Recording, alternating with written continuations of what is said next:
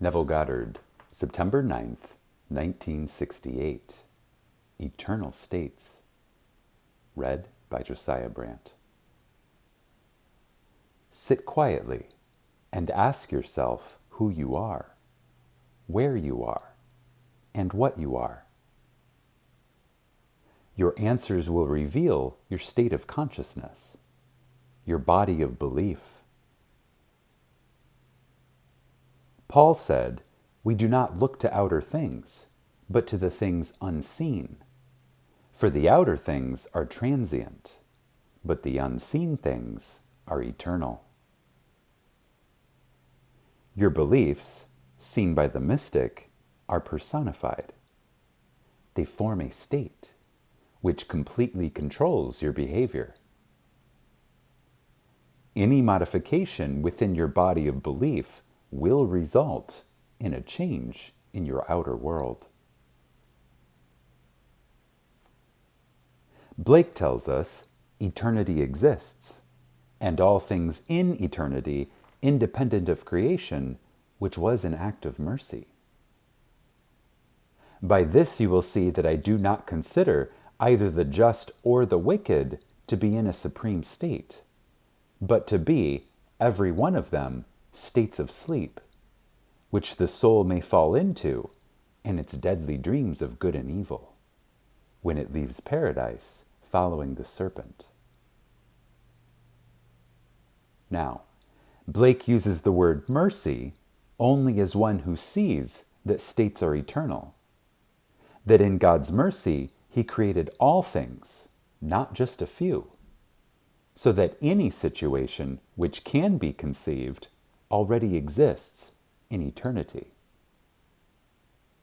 When Blake said, "Eternity exists, and all things in eternity independent of creation, which was an act of mercy," he meant that everything you see is dead, a part of the eternal structure of the universe. You are its operant power. When you enter a scene, it becomes animated. Then you become lost in your own animation and think that it is independent of your perception. Looking at it, you cannot believe you are causing the animation, but you are. You and I are living souls, buried in a world of death. We are destined to be life-giving spirits through an act of mercy. But until that time, we animate what we perceive. Questioning self, Blake asks, "O miserable man that I am, who will deliver me from this body of death?" May I tell you, no earthly power can do it. Only God.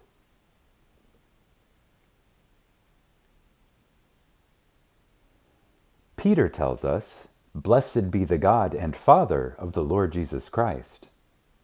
By His great mercy, we have been born anew to a living hope, through the resurrection of Jesus Christ from the dead." This is true, for only by God's act of great mercy can we be born anew.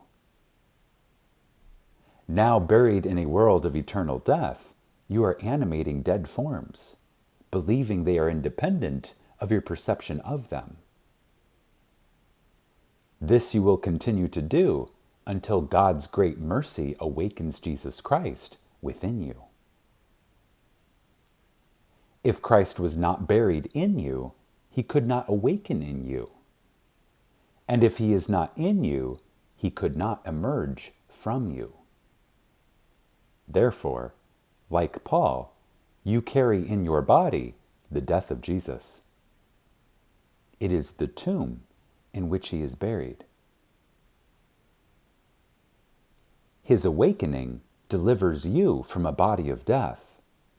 But until that time, you must live in and adjust to the dead body you wear.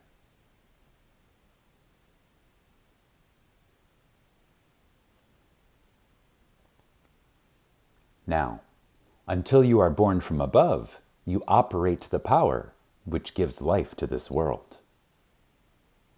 For the world is a dream filled with dead scenery, while you are Proteus. As you enter the scene, you cause the parts to be made alive. Not knowing this, you think there are others, and fight the shadows of your own being. All things exist in the human imagination, and all phenomena are solely produced by imagining. Where there is no imagining, everything vanishes. If lack is now in your world, and you cease to be aware of it by imagining plenty, lack disappears. Therefore, any modification in your body of belief will cause a change in your life.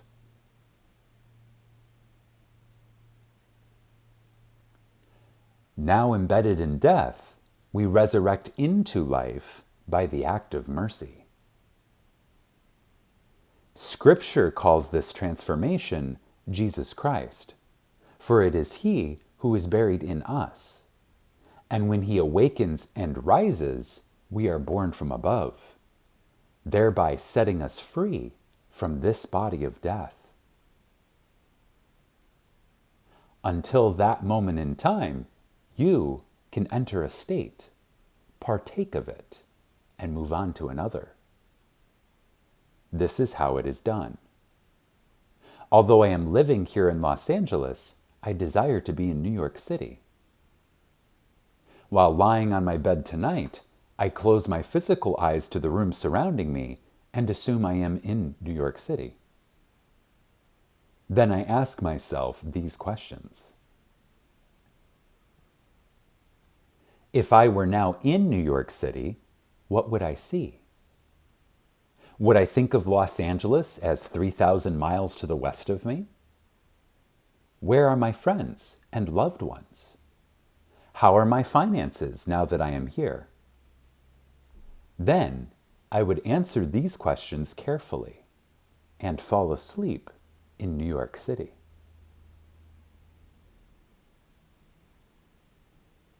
Now, an assumption is an act of faith. And without faith, it is impossible to please God. By faith, we understand that the world was created by the Word of God, so that things seen were made out of things which do not appear.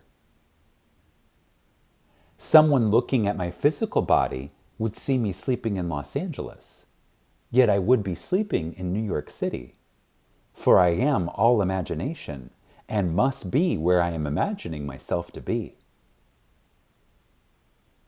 By this action, I am adjusting myself imaginatively to a state I desire to objectively realize.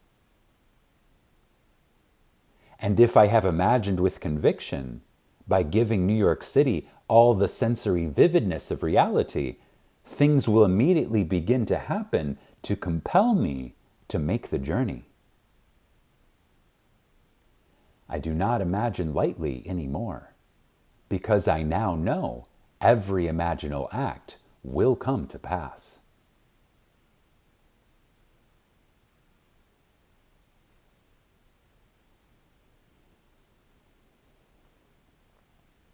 When I first stumbled upon this principle, I thought it was stupid. The idea that imagining creates reality was nonsense. How could anyone believe a thing into being without any external evidence to support it? How could any imaginal act be the causative fact, which fuses and projects itself? Although I did not believe it could, I imagined and got that which I did not want. So, I acquaint you now with what I now know about this principle of imagining, and lead you to your choice and its risk. There is always a risk, for you may not want what you have imagined after you get it. So I warn you to select wisely.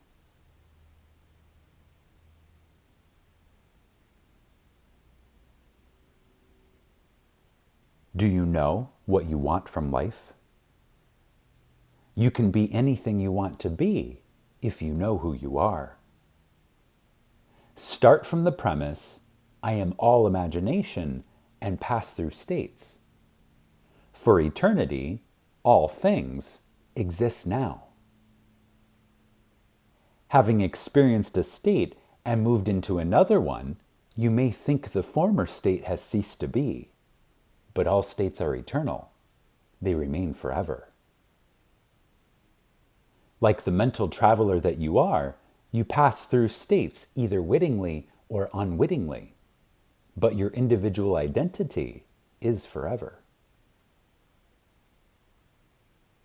Whether you are rich or poor, you retain the same individual identity when you move from one state into another.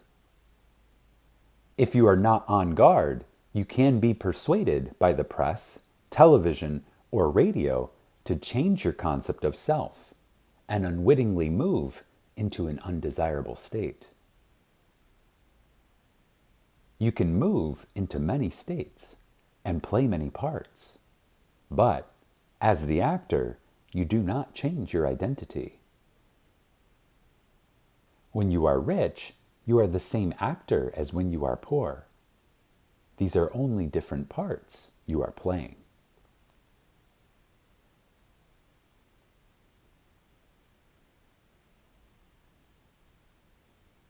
You annexed your physical body for the experiences you are now having, but you are not the body you wear. The day will come when you will awaken to this fact. Then, like Proteus, you will assume any shape for the part you want to play. If it takes a fish, you will be a fish. If it takes a man, you will be a man, for that is who God is. Learn to adjust your senses to what you desire to be. Just as I moved to New York City, you can move into the state of wealth, fame, or any state you desire. Determine what it would feel like and adjust your thinking by assuming you are feeling it now.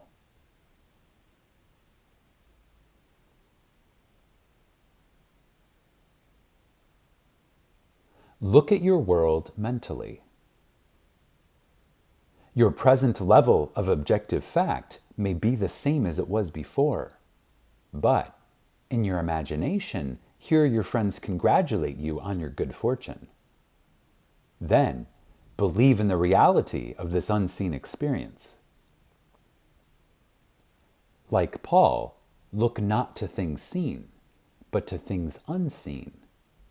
For the things seen are temporal, while the things unseen are eternal. 200 years ago, Blake made the statement, eternity exists, and all things in eternity, independent of creation, which was an act of mercy. 3,000 years ago, the unknown writer of Ecclesiastes said it even more beautifully. There is nothing new under the sun. Is there a thing for which it is said, this is new? It has already been in ages past, but there is no remembrance of things to come after, among those who will come later.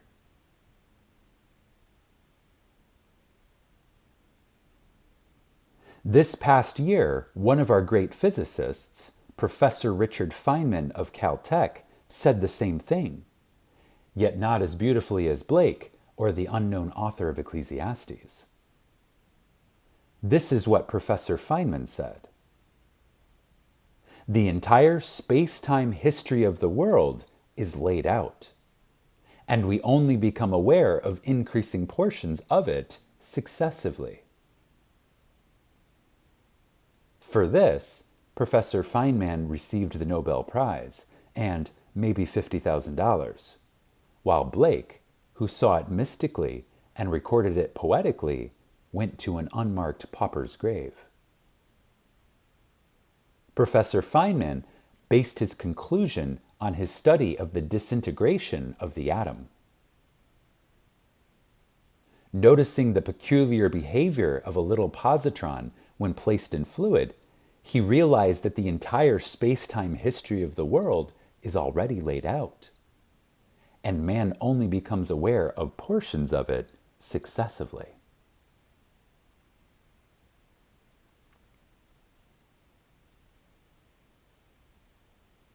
I have seen the same thing in vision and know that the world is dead. I have entered a room such as this to discover that I am the spirit animating it. By arresting the activity in me that caused the scene to become alive, everything froze. The waitress walked not. The birds flew not. The diners dined not.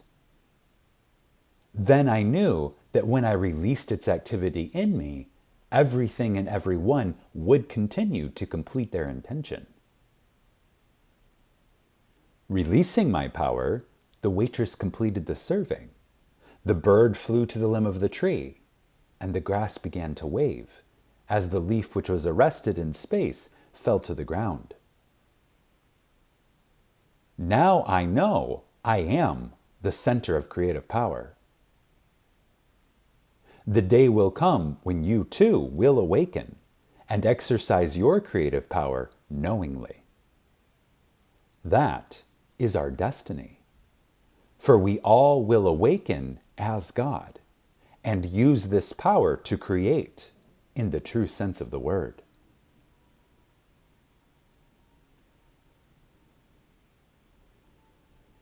Try to remember that there is no limit to God's creative power or your power of belief. Persuade yourself that things are as you desire them to be. Fall asleep in that conviction, as that is your act of faith. Tomorrow, the world will begin to change, to make room for the garment of your assumption. If it takes one person or 10,000 to aid the birth of your assumption, they will come. You will not need their consent or permission because the world is dead. And what would be the purpose in asking dead people to help you? Simply know what you want, animate the scene, and those playing their parts will begin to move toward the fulfillment of your desire. Try it before you pass judgment upon it.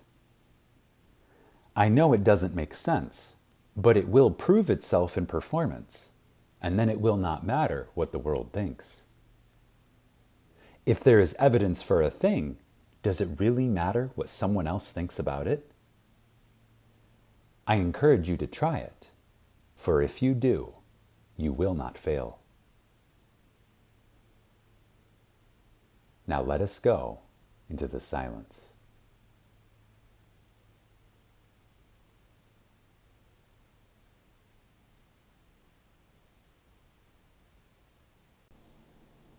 Subscribe to this channel so that you will receive notifications on your device when new Neville Goddard content is posted.